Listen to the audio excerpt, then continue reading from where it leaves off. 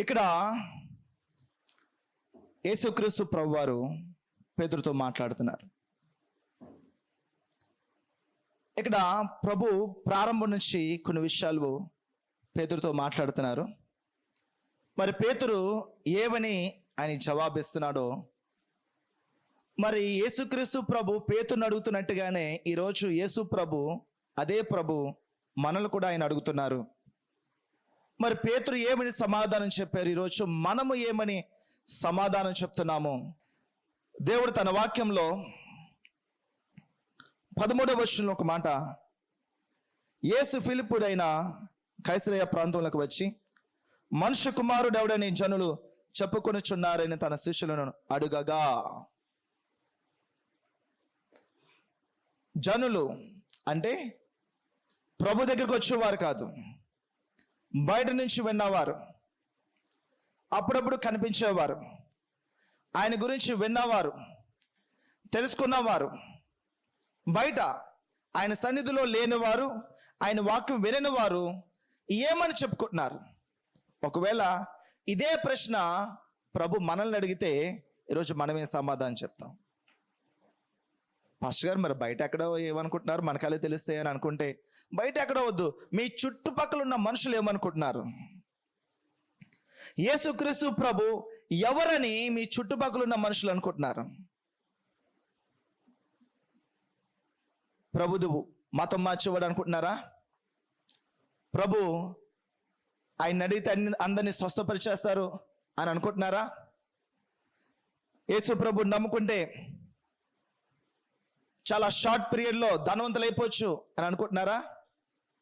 మీ చుట్టూ ఉన్న మనుషులు ఏమనుకుంటున్నారు? మరి మన చుట్టూ ఉన్న మనుషులు ఏమనుకుంటున్నారని మనం ఆలోచించేటప్పుడు వారు అనుకునే మాటలు దేనిని ఆధారం చేసుకుని అనుకుంటున్నారు? వారు అంటున్న మాటలకి ఆధారం ఏంటి?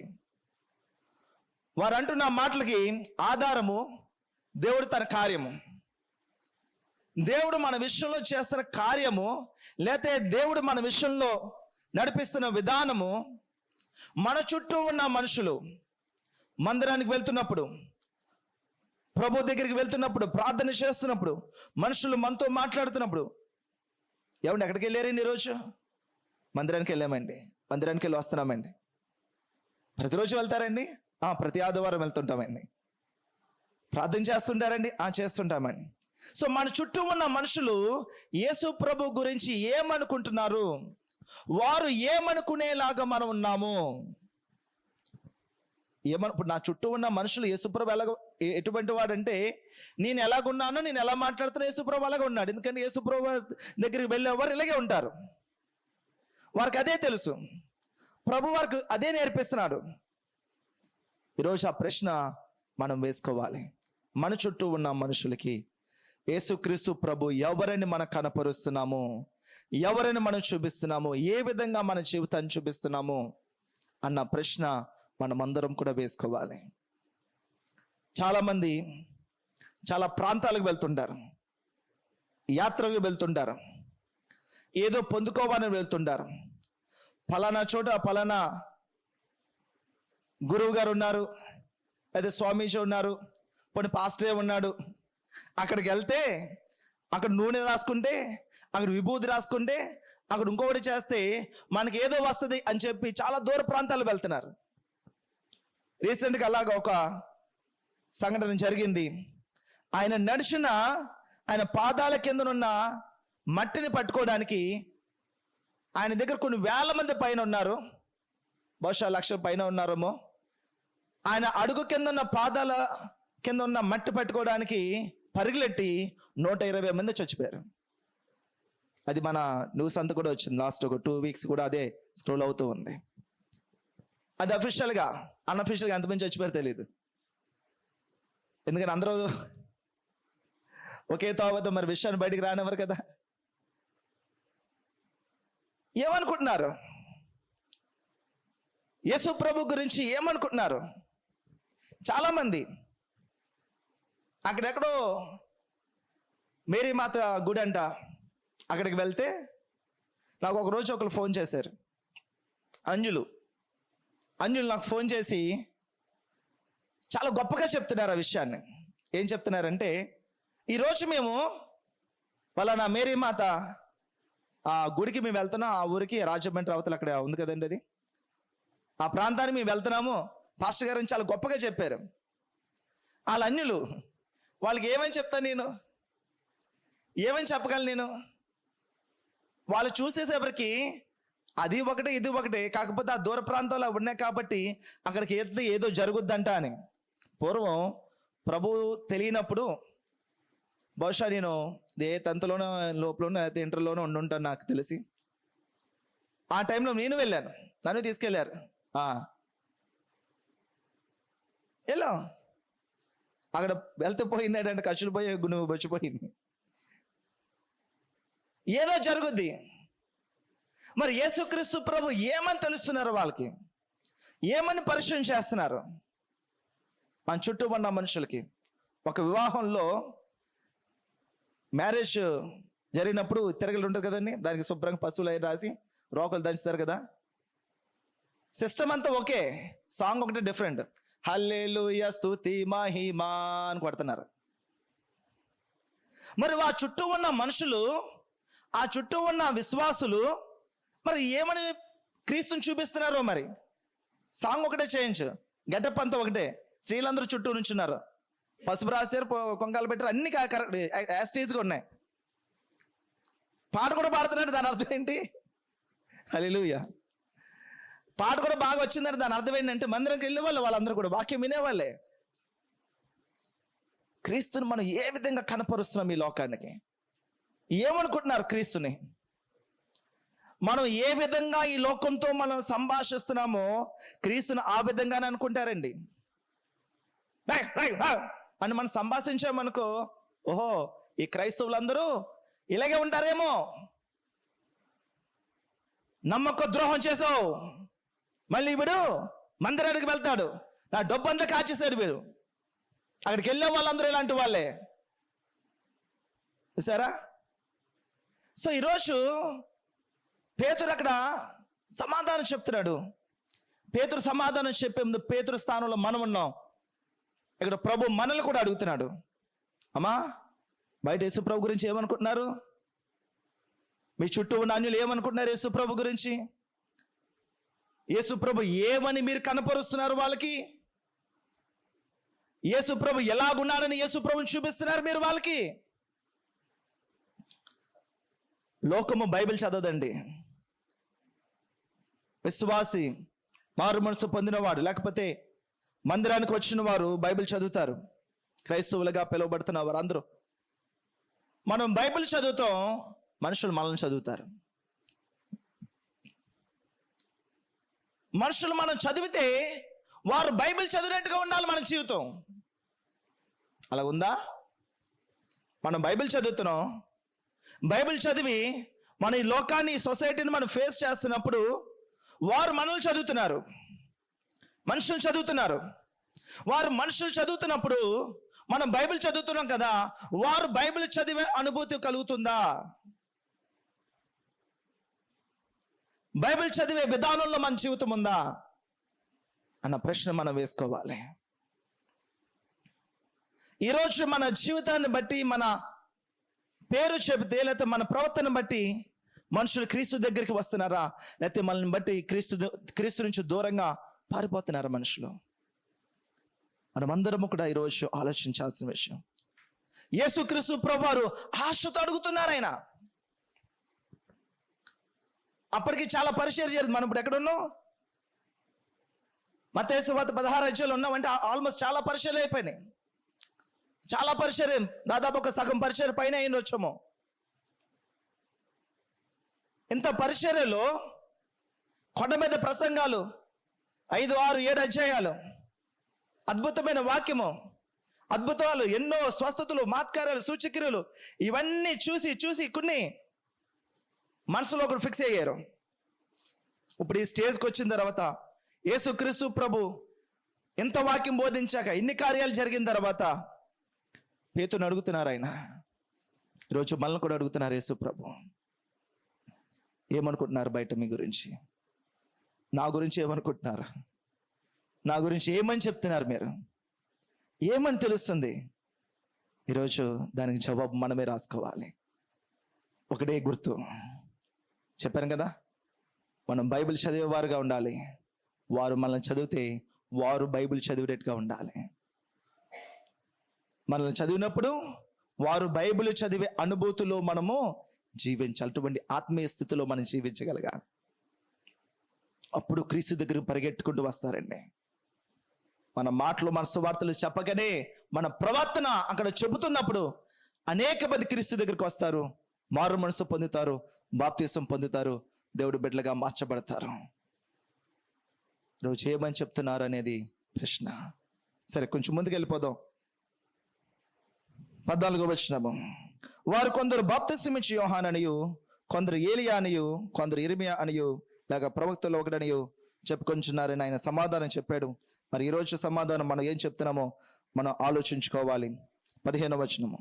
అందుకైన మీరైతే నేను ఎవడనని చెప్పుకొనుచున్నారని వారిని అడిగాను.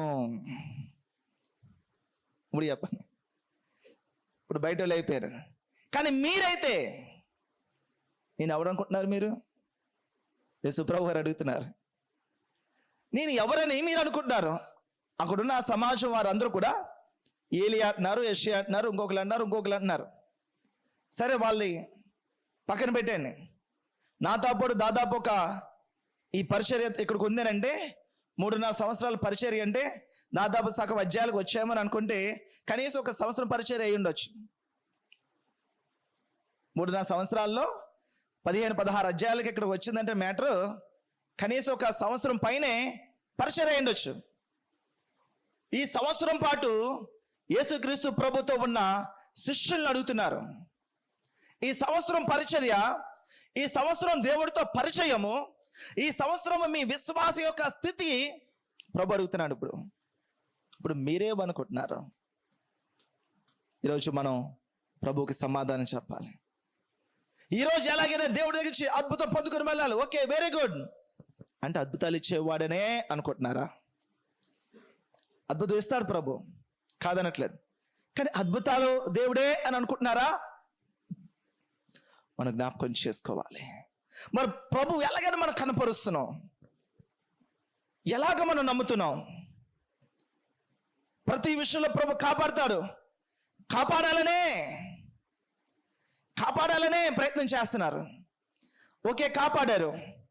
కాపాడిన తర్వాత మనం ఏం చేయాలి? దేవుడు మనల్ని కాపాడుతున్న మన ఆత్మీయ జీవితానికి దేవుడికి మనం ఇచ్చే ప్రతిఫలం ఏంటి? దేవుడు మనల్ని కాపాడుతున్నాడు. దేవుడు మనల్ని కాపాడుతున్న ఈ జీవితానికి మరి దేవుడికి మనం ఇచ్చే ప్రతిఫలం ఏంటి? బ్యాట్నే మనం అనుకుంటాం ఏంటంటే, పాస్టర్ గారు ప్రతి వారు నేను తగ్గకుండా ప్రతి వారు నేను ఆఫరింగ్ వేస్తాను. ఎంత ఆఫరింగ్ వేస్తాను తెలుసా మీకు? ఏమండి, నేను ఎలా చేస్తాను అలా చేస్తాను, అలా ఏది అయితే మందిరానికి ఇది చేశాను, అది చేశాను, అది కొన్నాను, ఇది కొన్నాను. నో, మన హృదయము మారకుండా, మన ప్రవర్తన మారకుండా, మనం మందిరానికి ఏమి చేసినా, సేవకు మనం ఏమి చేసినా అది వృధా ప్రయాసగానే ఉంటుంది, కానీ అది ఫలితాన్ని ఇచ్చేదాకా ఉండదు. మన మనసును మారాలి. మనుషులు అనుకుంటున్నారు ప్రభు దగ్గరికి వెళ్తే ఎలా జరుగుద్ది, అలా జరుగుతుంది, అయితే వారు ఎలా మారుస్తున్నారు, అలా మారుస్తున్నారు అని ఎంతోమంది అనుకుంటున్నారు. మరి మనమేమనుకుంటున్నాం అనేది ప్రశ్న. పేతురుకి అదే ప్రశ్న పేతురు కూడా అడుగుతున్నాడు. అక్కడ శిష్యులందరూ కూడా నాయకుడి కింద యాక్టివ్, ప్రతి విషయంలో కూడా యాక్టివ్గా పరిగెడుతుంటాడు. ప్రభు నోట్లో ఎక్కువ నానే పేరు పేతురు. యేసు ప్రభు నోట ఎక్కువ నానే పేరు పేతురు. మరి ఈరోజు మన పేరు ఎక్కడ నాంతుంది? ఎక్కడ మన పేరు వినిపిస్తుంది? పేతురు మాట్లాడుతున్నాడు చూడండి, 16వ వచనం. అందుకు సీమోను పేతురు, నీవు సజీవుడగు దేవుని కుమారుడవైన క్రీస్తువని చెప్పాను. ఆయన సజీవుడైన దేవుడు కుమారు. ఎంత బాగా వివరిస్తున్నాడు చూడండి. నంబర్ 1, సజీవుడు. నెంబర్ 2 క్రీస్తు సజీవుడు, దేవుడి కుమారుడు.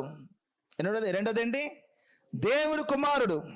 మూడోది క్రీస్తు. క్రీస్తు అంటే అభిషక్తుడు అని అర్థం. యేసు క్రీస్తు అంటే, యేసు అనగా రక్షకుడు, క్రీస్తు అంటే అభిషక్తుడు. క్రీస్తు అంటే అభిషక్తుడు అని. సో ఇది ఈరోజు సజీవుడగు దేవుడి కుమారుడు క్రీస్తువి అని పేతురు సమాధానం చెప్తున్నాడు. ఈరోజు మనం ఏం సమాధానం చెప్తున్నాం? ఎంతమంది తెలుసు యేసుక్రీస్తు ప్రభు సజీవుడైన దేవుడి కుమారుడైన క్రీస్తుని ఎంతమంది తెలుసు? తెలుసా అందరికనే? యేసు ప్రభు సజీవుడైన దేవుని కుమారుడని తెలుసా? క్రీస్తు అని తెలుసా? ఆయన సజీవుడైన దేవుడు మనం వెంబడిస్తున్నాం తెలుసా? మరి సజీవుడైన దేవుడు మన సజీవులతో ఆయన మనతో పాటు ఉంటున్నారనే విషయం తెలుసా? సజీవుడైన దేవుడు మనం ఎక్కడికి వెళ్ళినా సరే సజీవంగా మనతో పాటు వస్తున్నాడు, మాట్లాడుతున్నాడు, వింటున్నాడు, చూస్తున్నాడు, సమస్తం గమనిస్తున్నాడు. సజీవుడైన అది మృతుడు కాదు. మనం ఏదడితే అది ఇచ్చేసి అమాయకుడు కాదు యేసు ప్రభు. సజీవుడైన దేవుడు, జ్ఞాని అయిన దేవుడు, మహాజ్ఞాని ఆయన. ఈరోజు మనం అంగీకరిస్తున్నామా? ఒకవేళ మనం అంగీకరిస్తుంటే మరి సజీవుడైన దేవుడు కుమారుడైన క్రీస్తుని ఏమని అడుగుతున్నాం? మనం దేనికోసం మనం వాడుకుంటున్నాం?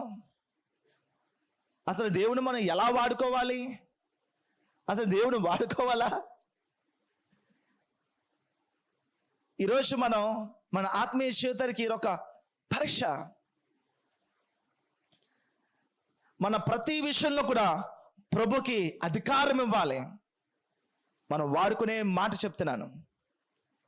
మన జీవితంలో ప్రతి విషయంలో దేవుడికి అధికారం ఇవ్వాలి. ప్రభా, ఇక నేను కాదు, ఇది నువ్వే, ఏం చెప్పమంటావు చెప్పండి ప్రభా. తల వంచుకొని మోకరించి, ప్రభా ఈ కార్యం నువ్వే జరిగిస్తున్నావు, ఏం చేయాలో సెలవి ప్రభా. తల వంచుకొని ప్రభుకి అధికారాన్ని అప్పగించాలి. అధికారాన్ని అప్పగించాలి. ఎందుకు? ఆయన సజీవుడైన దేవుడి కుమారుడైన క్రీస్తు. సజీవుడైన దేవుడు మన కొరకు, మనందరి కొరకు ఈ భూమి మీదకి వచ్చాడు. ఆయన మనందరి పాపాల నిమిత్తము ప్రాయశ్చిత్తం చెల్లించిన దేవుడు ఆయన. Did you believe that? మీరు దాన్ని నమ్ముతున్నారా? విశ్వసిస్తున్నారా? ఆయన క్రీస్తు అన్న విషయాన్ని మీరు గ్రహించగలుగుతున్నారా? పట్టుకోగలుగుతున్నారా? ఆయన సజీవుడు, దేవుడు కుమారుడు. దేవుడు తన కుమారుని లోకానికి మన కోసం పంపించాడన్న విషయాన్ని గ్రహించగలుగుతున్నారా? ఈరోజు గ్రహిస్తే మనము కూడా అవసరాల కొరకు ప్రార్థన చేస్తూ, అవసరాల కొరకు దేవుడి దగ్గరకు వస్తూ, అవసరాలే ప్రార్థన కళ్ళు మూగిన అవసరాలే మనకు గుర్తొస్తున్నాయి, కానీ క్రీస్తు మనకు గుర్తు రావట్లే. మనం కార్చే ముసలమ్మ కన్నీళ్ళన్నీ కూడా మన శ్రమలో ఉన్నామని కారుస్తాం, కానీ యేసు క్రీస్తు ప్రభు నాకు కావాలని ఒక్క కన్నీరు కూడా కార్చట్లే. ప్రభు ఎవరైనా అప్పని చేస్తారేమో పాపం మన కోసం. ఏమండి బాబు, కింద వీళ్ళందరూ ఉన్నారు శ్రేష్టమైన వారు, వీళ్ళందరికీ ఏం కావాలతా ఈ ప్రభు అని ఎవరైనా అపాయింట్ చేస్తారో యేసు ప్రభుని పైన. క్రీస్తుని మనం వెంబడిస్తున్నాము అనంటే క్రీస్తు యొక్క జీవితాన్ని మనం వెంబడించగలగాలి. ఆయన మాటలు మనం వెంబడించగలగాలి. ఆయన ప్రవర్తన మనం వెంబడించగలగాలి. ఆయన చూసి మనం నేర్చుకోగలగాలి. ఆయనను విని మనం నేర్చుకోగలగాలి. యేసుక్రీస్తు ప్రభు మతము కాదు, మార్గము. ఆ మార్గము మీరు తెలుసుకోగలగాలి. ఆయన మార్పు, ఆ మార్పు మనలో కనబడగలగాలి. మార్పు లేని జీవితము, అన్యుల మాటలతో, అన్య ఆచారాలతో, సోది చెప్పేవారు, చేతబలు చూసేవారు, అరచేతులు చూసేవారు, ముక్కులు చూసేవారు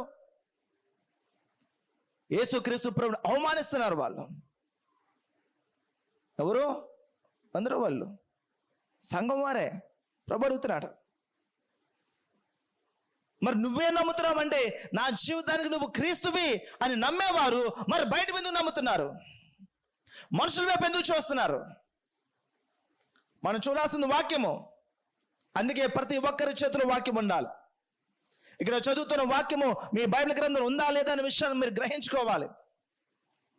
ఆ వాక్యం ఇంటికి వెళ్ళి మీరు కూడా పరిశీలన చేసి, పరిశోధన చేసి, ధ్యానం చేసి ఏం చెప్తున్నారు ఇందులోంచి, ఈ వాక్యం నేర్చుకుంటే, ఈ వాక్యాన్ని పట్టుకోగలిగితే, ఈ వాక్యం నా ఆత్మీయ జీవితానికి ఎలాగా ఫలభరితంగా ఉంటుంది, క్రీస్తు దగ్గరికి ఎలా మనం చేర్చగలదు అన్న విషయాన్ని మనం గ్రహించుకోగలగాలి.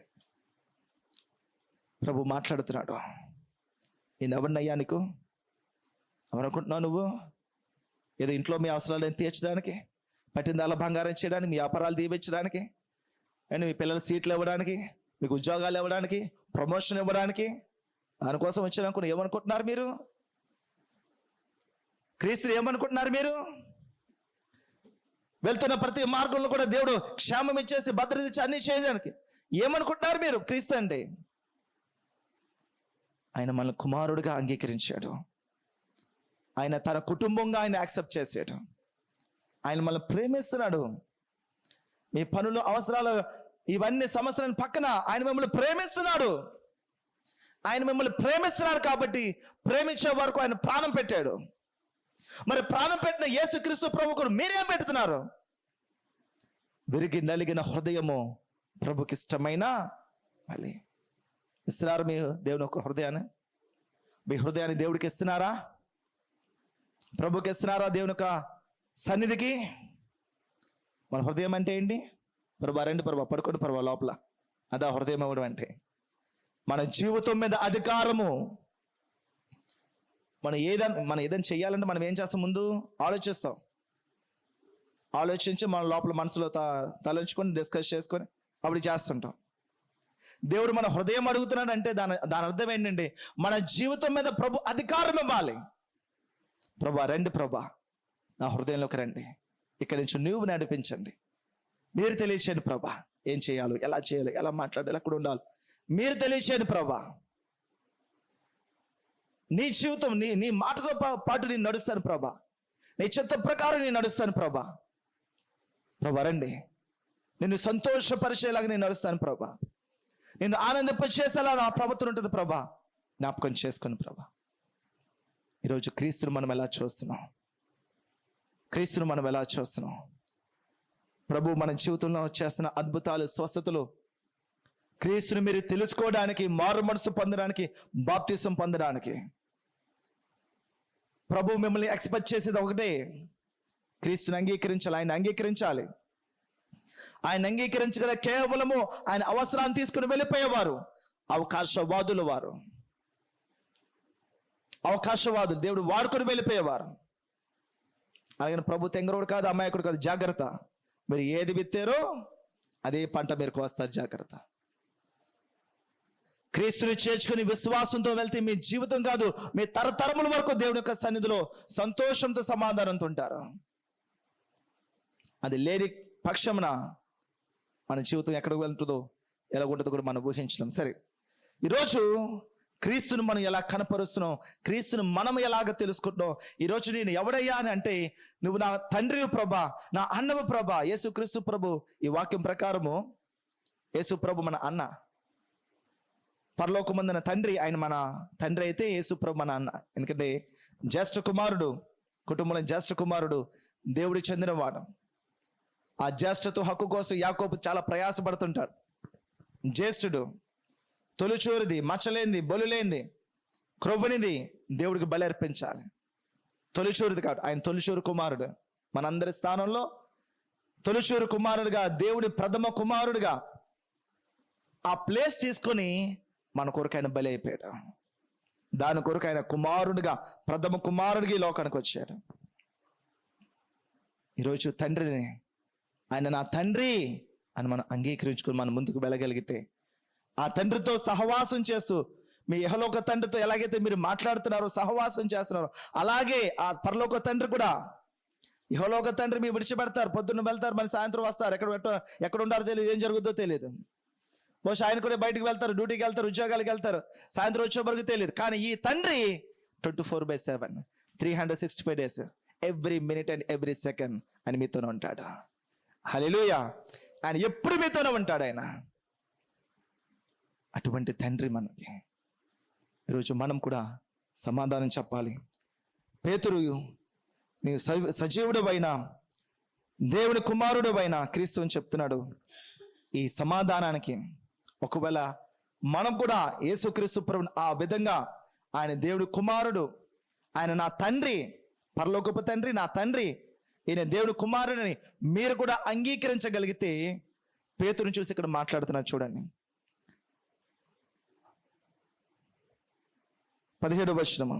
అందుకు యేసు, సీమోను బర్యోనా, నీవు ధన్యుడవు. ఎందుకు ధన్యుడయ్యాడు? యేసుక్రీస్తు ప్రభుడు సరిగ్గా అర్థం చేసుకున్న వ్యక్తిగా కనబడ్డాడు, సరిగ్గా నమ్ముతున్న వ్యక్తిగా కనబడ్డాడు. ఆయన నమ్మక, ఆయన సజీవుడైన దేవుడు కుమారుడైన క్రీస్తు కాబట్టి నువ్వు ధన్యుడవు. ఆయన మెస్సైగా నువ్వు పట్టుకున్నావా, నువ్వు ధన్యుడవు. చాలామంది నమ్ముతున్నారు, మహమ్మదీయులు కూడా, ముస్లిమ్స్ కూడా వాళ్ళు నమ్ముతున్నారు. వాళ్ళు ఏం నమ్ముతారంటే ఆయన ఒక ప్రవక్త నమ్ముతారు. మోషే ఎలాగైతే నడిపించారు, అబ్రాహాంని ఎలాగైతే నడిపించారు, ఏలియాని ఎలాగైతే నడిపించారో ఈయన కూడా అలాగే నడిపించారు అని ఒక ప్రవక్తను బిలీవ్ చేస్తారు వాళ్ళు. కాబట్టి ఇంకా వారు మెస్సయ్య వస్తాడని వెయిట్ చేస్తుంటారు వాళ్ళు. మెస్సయ్య వస్తాడు, మెస్సయ్య రా ప్రభా, మెస్సయ్య రండి అని వారు ఇంకా బలులు అర్పిస్తుంటారు. వాళ్ళ పండగలకి, వాళ్ళ దానికి కూడా ఇంకా ఎదురు చూస్తారు ప్రభు. వారు ఎదురు చూస్తున్న మెస్సయ్య ఈయన విషయం తెలియదు, వాళ్ళకి గ్రహించలేకపోతున్నారు. కాబట్టి ఈరోజు దేవుడు కుమారుడు అని మనం అంగీకరిస్తే వారిని చూసి ప్రభు మాట్లాడుతున్నాడు. 17వ వచనము. నా తండ్రి ఈ సంగతులు నీకు బయలుపరిచితేనే కానీ నరులు నీకు బయలుపరచలేదు. ఎవరు బయలుపరిచారు? యేసుక్రీస్తు ప్రభు దేవుడు కుమారుడని, సజీవుడని దేవుడు కుమారుడని క్రీస్తుని ఎవరు బయలుపరిచారు మీకు? ఎవరు చెప్పారు మీకు? మా ఫ్రెండ్ చెప్పాడండి. మా ఫ్రెండ్ చెప్పాడు కూడా వచ్చానండి. మా ఫ్రెండ్ ప్రార్థన చేయమన్నాడండి. అది మా డాడీ చెప్పారండి, మా మమ్మీ చెప్పారండి. ఎవరు చెప్పారండి మీకు? మీరు గ్రహించుకోవాలి. సువార్త ప్రకటించబడుతుంది, ఆ సువార్తలో దేవుడు మాట్లాడాలి. అది దేవుడు బయలుపరిచి మన హృదయం తెరిస్తేనే, మన ఆలోచన తెరిస్తేనే, ఎస్ ఈయనే నిజమైన దేవుడు, ఈయనే లోక రక్షకుడు, సృష్టికర్త, ఈయనే ఒకే ఒక్క దేవుడు, ఈయన తప్ప ఇంకా ఎవరు లేరు అన్న సత్యము మీకు తెలియాలంటే దేవుడు అక్కడ కార్యం చేస్తేనే, ఆ కార్యం చేసే వరకు కూడా ఆల్ ఇన్ వన్, అందరూ ఒకటే. ఆదివారం ఎక్కడికి వెళ్ళొచ్చు, సోమవారం అక్కడికి వెళ్ళొచ్చు, మంగళవారం ఎక్కడికి వెళ్ళొచ్చు, బుధవారం ఎక్కడికి వెళ్ళొచ్చు. ప్రభు అటువంటి వారు కాదు, ప్రభు అటువంటి వారు కాదు. హల్లెలూయా, హల్లెలూయా.